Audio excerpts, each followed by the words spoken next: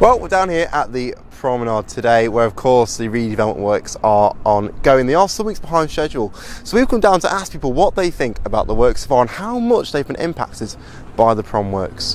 I think there's got to be some questions asked about the competence of the project management. I mean, any project's going to run into delays, but in terms of the length of time that this was going on and the foreseeability of a number of the issues, you know, we're now going into winter some 2.5 months behind where we should be.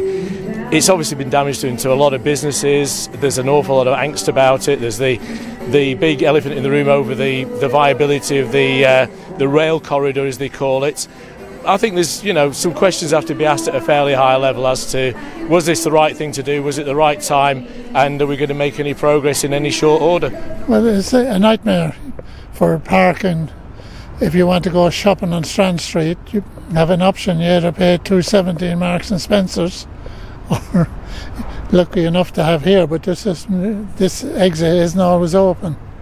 So I find it's for the holiday makers and everything that come, it's a complete setback, and the length it's taken. What I can't quite understand is why would the hotels all at this side here, why would they have started all the main building work during the summer season rather than leaving it to the winter?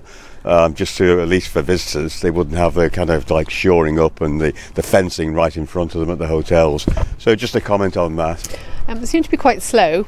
It can be really hard to get a parking space at times. I guess it has to happen, so what can you do? They should have moved the horse trams onto this side instead of obstructing the traffic, really. I think the business is suffering terribly on the promenade. People can't park, people can't go for meals, people can't go to the shop.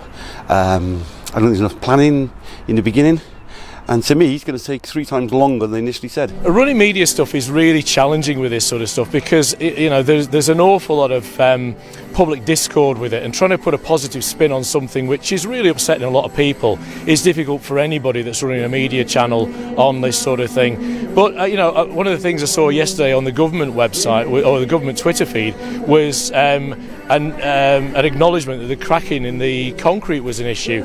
That's going to be a really positive turn, and I think the more they keep people up to speed with what's happening, the adjustments they're making, then that's going to be a positive thing, and hopefully things will improve both for the general public and also for the project team as well.